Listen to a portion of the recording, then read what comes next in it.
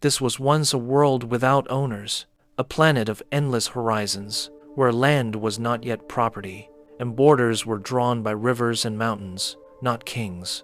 Then, one day, in the dust of Babylon, a hand drew a line in the clay, and everything changed. This wasn't a map to explore the world. It was the first act of possession, the first declaration that this is ours and that is yours. What followed was a bloody scramble to claim the unknown, to put every inch of the earth on a chart under a crown. This is the story of how the world was taken from everyone and given to a few. Around 600 BC, in the ruins of Babylon, buried beneath thousands of years of dust and forgotten gods, lies a stone tablet not larger than a man's hand. It's called the Imago Mundi, the first known world map. But it isn't what it seems. This wasn't a map made to find the world. It was made to control it, etched into clay with cuneiform script. This map places Babylon at the center of the universe, encircled by the bitter river, the cosmic ocean. The cuneiform script was how Babylonians wrote on clay. It's like the ancient symbols you see carved into old walls, and it's the same technique they used to draw the world's first map. Maybe it wasn't showing the world as it was, but as someone wanted it to be. And if that's true, what else have our maps been lying about? To map the world was to define the divine order. If you were outside Babylon, you were chaos. You were nothing. This clay wasn't cartography. It was theology, propaganda, a warning. No compass, no grid, just power disguised as geometry. That's how it started. Around 610 BCE, the Babylonians carved the first known world map into clay, a circle of land ringed by ocean. It was a myth wrapped in geography. Centuries later, around 550 BCE, in a world ruled by gods and empires, one man dared to sketch the earth with math instead of myth. His name was Anaximander, a Greek philosopher and cosmological rebel. Standing alone on a cliff in Ionia, he declared that the earth floated freely in space, unsupported by gods or animals. It was heresy, blasphemy, but it was the seed of science. He drew the first Greek map of the known world: Asia, Europe, Libya, ringed by ocean, no Babylon in sight. It was the first time a man dared to imagine the world as it truly was, not how the priests said it should be.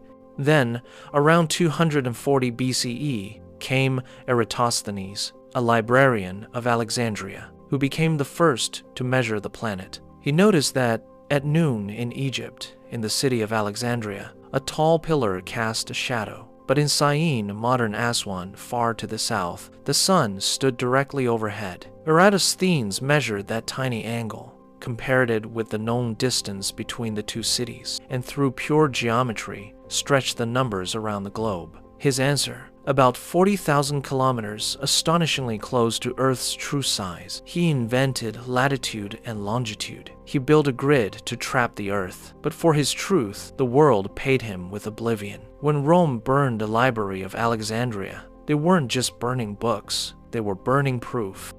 Around 150 AD, in a smoke-filled chamber of Alexandria, Claudius Ptolemy bent over his desk, the candlelight flickering against rolls of parchment. He gathered fragments of knowledge, Persian star charts, Greek geometry, Babylonian records of the heavens, copying and reshaping them into his own grand system.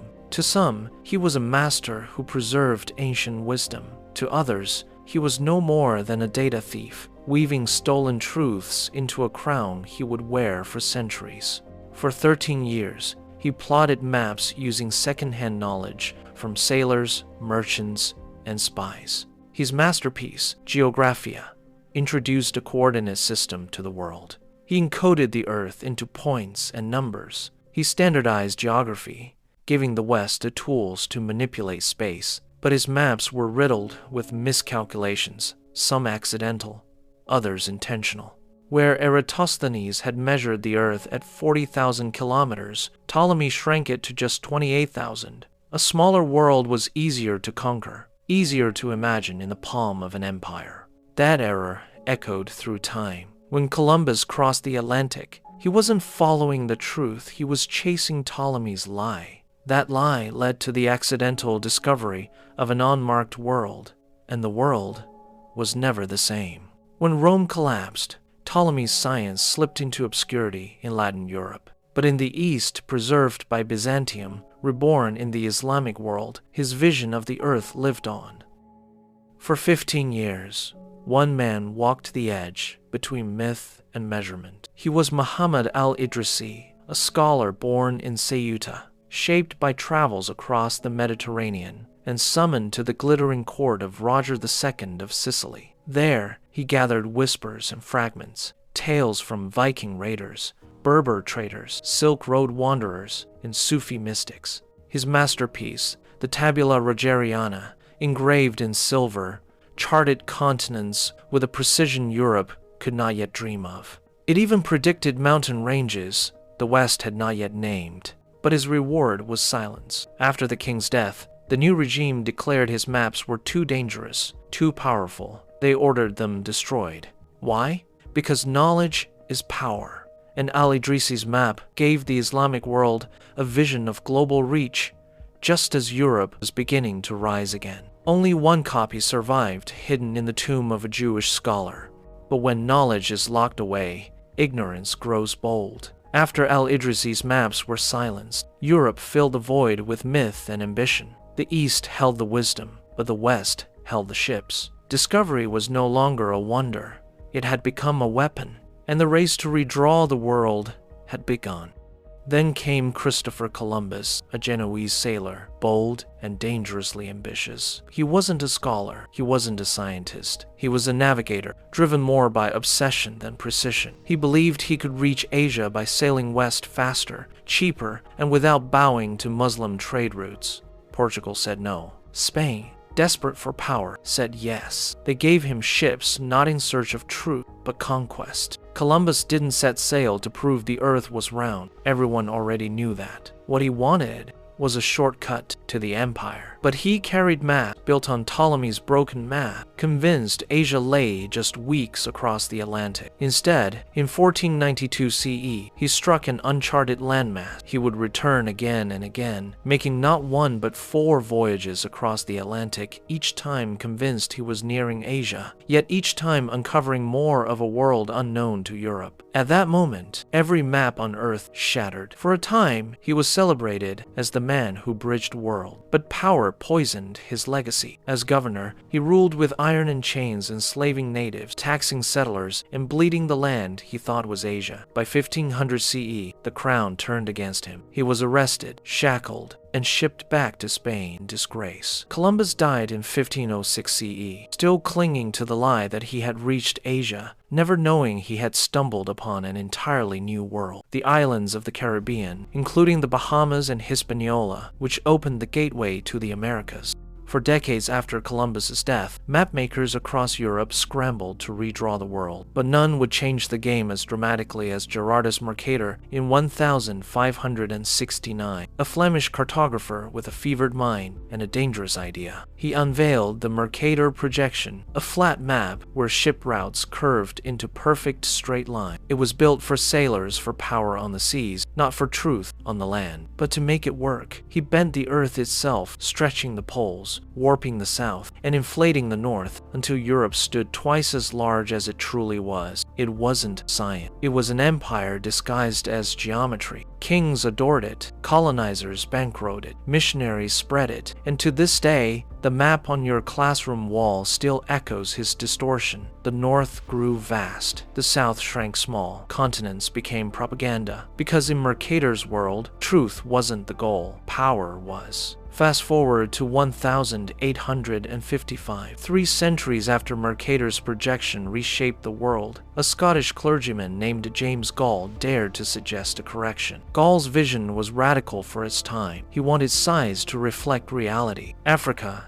and South America, long diminished on Mercator's globe, swelled back to their true magnitude, while Europe shrank to its actual proportion. But Gall was no empire builder, no fierce champion. He was quiet, almost invisible in the storm of colonial cartography. And so, his idea was shelved, buried, and forgotten. More than a century later, in 1973, the German historian Arno Peters resurrected Gaul's abandoned projection. But Peters didn't just revive it, he weaponized it. He declared it the map of equality, a visual revolution against centuries of distortion. To the world, it felt new, shocking, dangerous. It exposed what Mercator's map had concealed, that the global south was immense, powerful, and misrepresented for generations. And so, the name Gaul Peters' projection was born not from one man, but two. Gaul had planted the seed in silence, and Peters gave it thunder. Together, though separated by time, they created the Gaul Peters projection. But even this so-called truth-telling map was imperfect. The continent stretched tall and thin, looking warped, almost unnatural. The lesson was undeniable. Maps are never neutral. They are not windows to the world.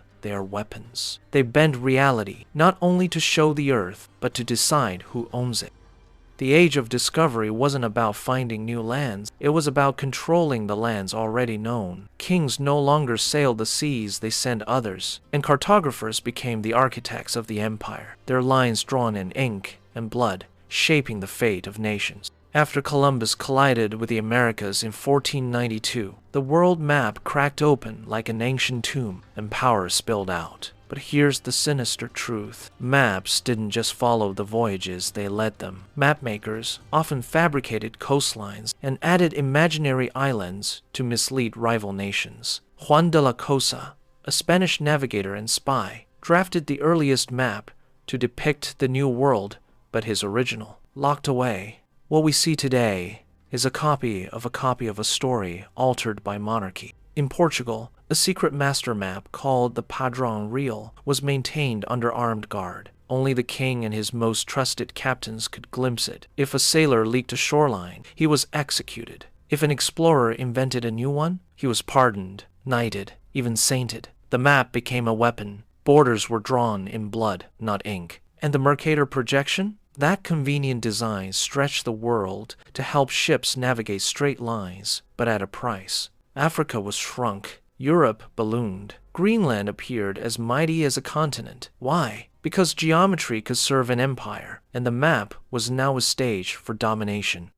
When ink dried, satellites took over. Today, maps aren't drawn in secret chambers, but coded in servers. Yet the question remains, are they showing us the world or the version someone wants us to see?